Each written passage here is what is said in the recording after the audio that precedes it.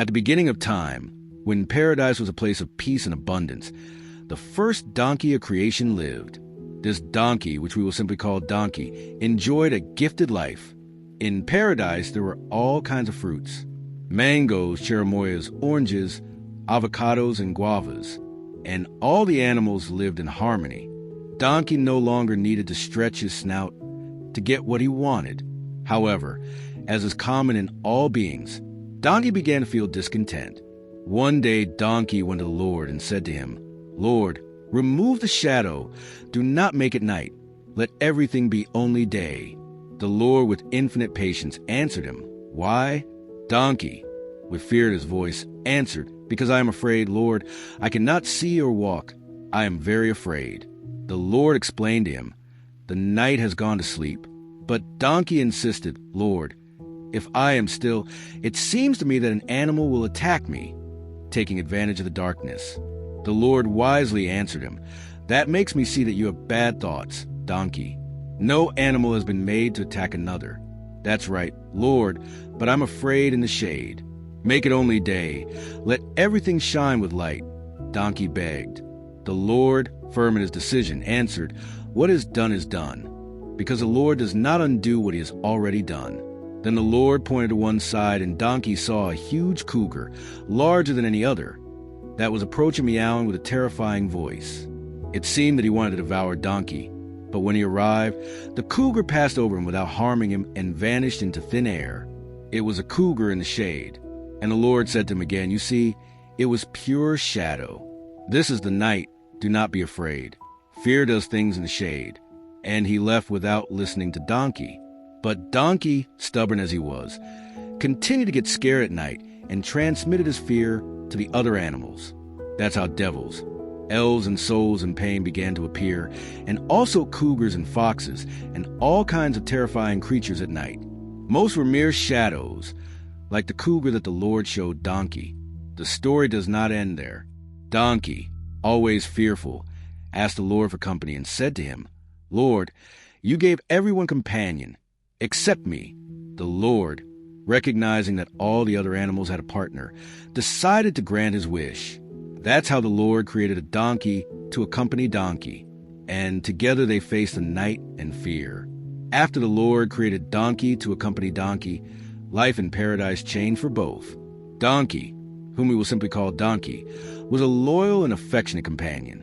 Together, Donkey and Donkey explored every corner of paradise, enjoying the fruits and company of the other animals. However, Donkey also had his own concerns.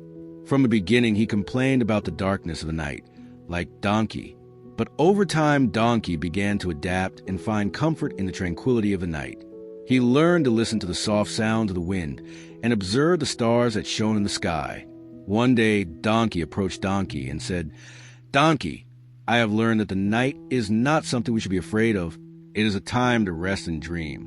Also, we are always together, and that gives me peace." Donkey, upon hearing the words of Donkey, began to see the night in a different way. Together they found the courage to face their fears and enjoy every moment, whether day or night. Over time, Donkey and Donkey became a symbol of courage and companionship for all the animals of paradise. They taught others that although fear can be powerful, company and love can overcome everything. After a while, noticing the silence of Donkey, he approached Donkey one day and asked him, "Donkey, how are you?" "Good, sir. And now, what are you complaining about?" Donkey replied with his typical sincerity, "Now I do not complain, sir. The one who complains is the donkey." The man, with a smile, understood that the nature of complaints and fears is not resolved so easily. But this is life in paradise, full of learnings and surprises. And that's how Donkey and Donkey procreated more donkeys. And over time, they spread all over the world. And one of these donkeys, looking for a suitable place to make his home, walked in the depths of the jungle. He found a perfect place. A place where the trees whisper secrets and the rivers sing old melodies. But on the other hand, not far from Donkey, a very different animal also did the same. A tiger, an old tiger, the wisest and most experienced of the jungle animals. He walked with firm and majestic steps. His black and golden stripes mixed with the shade of the forest, and his deep and penetrating eyes reflected years of knowledge and wits.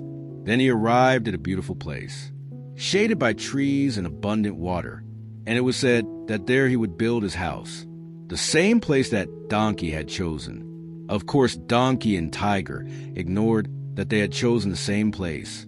The next day, before the sun rose, the donkey, the most hard-working and humble of the animals, began his work. He cleaned the weeds by opening space and cut sticks and palm leaves. When the afternoon came, he went to rest.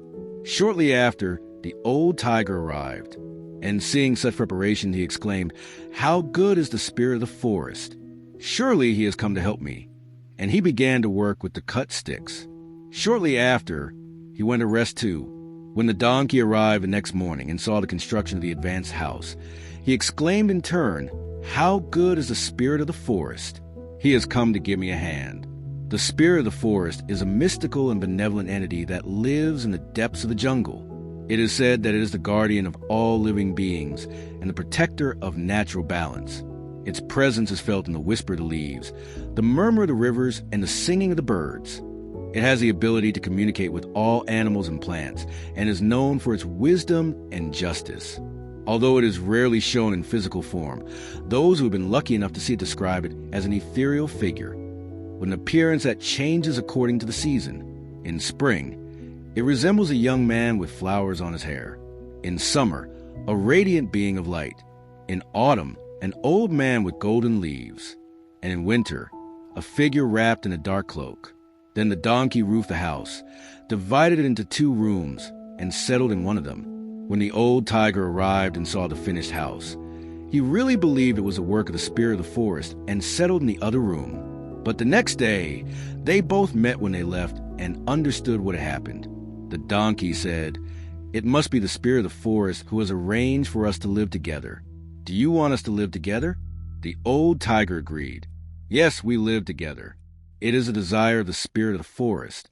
Today I will go looking for food, and tomorrow you will go. What do you think?" The donkey agreed. Then the tiger went through the forest and returned at midnight, carrying a red deer that he threw at his partner, saying, Make the food." The donkey, trembling with fear and horror, prepared the food, but did not taste a bite. He didn't even sleep all night, fearing that his ferocious partner would feel hungry and satiate his appetite with it. The next day, it was the donkey's turn to look for food, and he went through the forest. What would he do? He found a sleeping tiger, bigger than his partner, and he imagined a plan. He looked for the ant bear, which is very strong, and said, "Hey, little bear, there is a sleeping tiger there." He was saying that you don't have strength. The ant bear, initially reluctant, replied, "And why do you tell me that?" "Because I want you to help me." "And why should I help you?" The desperate donkey said again, "Because I have told you what he is saying about you. And also, if you help me, I will bring you the best honey in the jungle." The ant bear, tempted by the promise, accepted. He quietly went toward the tiger, squeezed in between his powerful arms, and suffocated him. The donkey dragged the dead tiger to the house and said, putting him at the feet of the old tiger, despicably, "Eat. That's the little I've been able to get." The old tiger said nothing, but he was full of resentment. He didn't eat anything either. At night, neither of them slept. The donkey was waiting for the revenge of the old tiger, and he was afraid of being killed like the tiger had been, who had brought him his food. By day, both fell asleep. The donkey's head hit the wall that separated the rooms. The old tiger thought the donkey was going to attack him, and he ran, but he made noise with his claws, and believing the donkey just like the tiger, he also came out hastily, and the house was abandoned. Days later, the donkey and the old tiger met again in the jungle. The donkey, still fearful, said, "Tiger, I don't want to live in fear. I don't want us to get hurt." The old tiger, with a deep and reflective look, replied, "Me neither. Donkey, the jungle is big and there is space for everyone. Let's promise not to hurt each other." The donkey felt relieved. "Promised. Let's live in peace, each in his place. I'll go to the meadows and you'll stay in the woods." The spirit of the forest, observing from the shadows, smiled satisfied. He had achieved his purpose, to teach animals to live in harmony and mutual respect.